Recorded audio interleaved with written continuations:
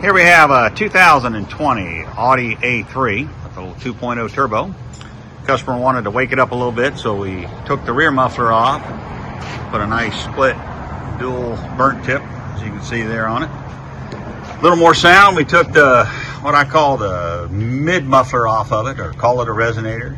Took that out, and then need a little bit more sound, so we took the front muffler or front resonator off. It's got the front catalytic converter on there, and the one right off the turbo, so it's all stock up front, but no muffler, straight pipe, whatever you want to call it. No muffler deletes. Let's see what it sounds like. Should make it rumble a little bit.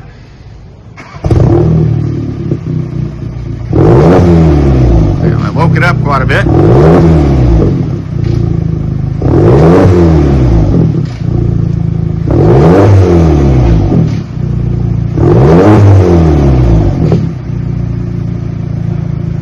Alright, well, it's rumbling a little bit. I'm sure the more you step on it, the more you're going to hear it. So it's kind of like that. They don't rev up too good until you get them going down the road here. So sounds pretty good.